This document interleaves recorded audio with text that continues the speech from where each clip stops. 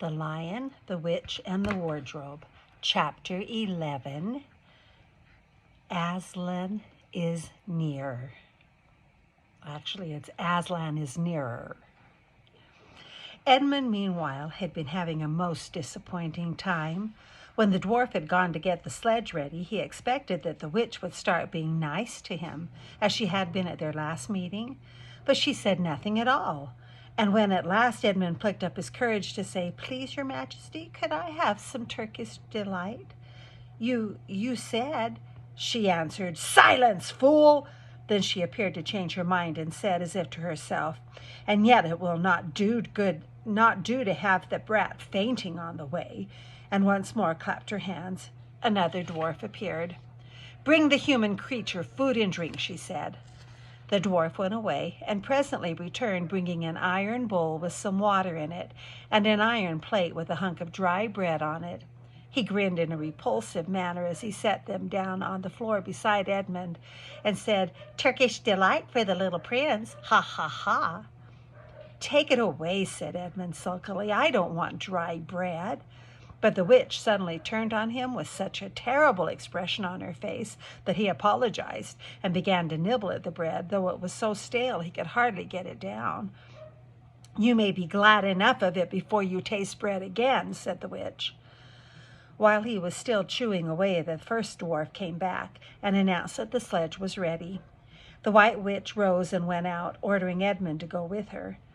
The snow was again falling as they came into the courtyard, but she took no notice of that and made Edmund sit beside her on the sledge. But before they drove off, she called Fenris Ulf, and he came bounding like an enormous dog to the side of the sledge. "Take with you the swiftest of your wolves and go at once to the house of the beavers," said the witch, "and kill whatever you find there. If they are already gone, then make all speed to the stone table, but do not be seen. Wait for me there in hiding. I, meanwhile, must go many whiles to the west before I find a place where I can drive across the river.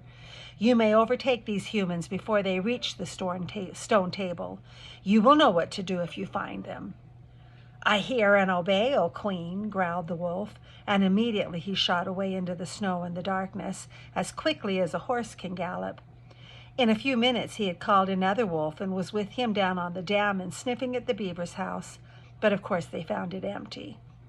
It would have been a dreadful thing for the beavers and the children if the night had remained fine, for the wolves would then have been able to follow their trail, and 10 to 1 would have overtaken them before they got to the cave. But now that the snow had begun again, the scent was cold, and even the footprints were covered up.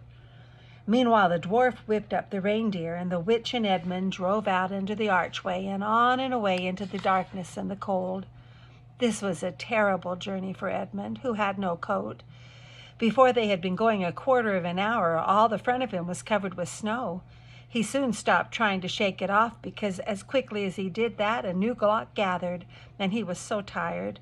Soon he was wet to the skin, and oh, how miserable he was. It didn't look now as if the witch intended to make him a king. All the things he had said to make himself believe that she was good and kind and that her side was really the right side sounded quite silly to him now. He would have given anything to meet the others at this moment, even Peter. The only way to comfort himself now was to try to believe that the whole thing was a dream and that he might wake up at any moment. And as they went on, hour after hour, it did come to seem like a dream.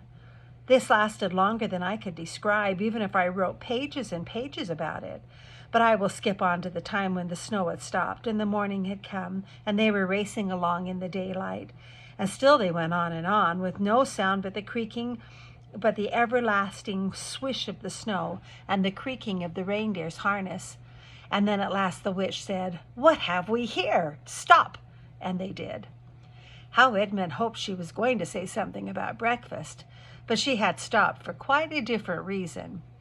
A little way off at the foot of a tree sat a merry party, a squirrel and his wife with their children, and 2 satyrs and a dwarf and an old dog fox, all on stools around a table. Edmund couldn't quite see what they were eating, but it smelled lovely, and there seemed to be decorations of holly, and he wasn't at all sure that he didn't see something like a plum pudding. At the moment when the sledge stopped, the fox, who was obviously the oldest person present, had just risen to its feet, holding a glass in its right paw as if it was going to say something. But when the whole party saw the sledge stopping and who was in it, all the gaiety went out of their faces.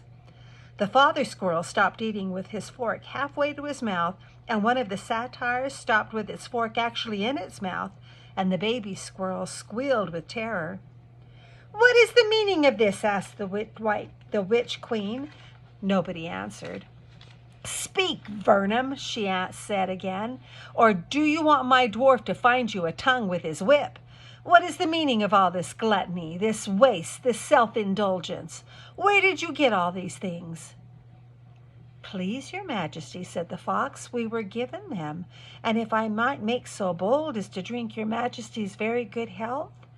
"Who gave them to you?" said the witch. "Father Christmas," stammered the fox. "What?" roared the witch, springing from the sledge and taking a few strides nearer to the terrified animals. "He has not been here. He cannot have been here. How dare you? But no, say that you have been lying, and you shall now be forgiven." At that moment, one of the young squirrels lost its head completely. He has, it squeaked, beating its little spoon on the table.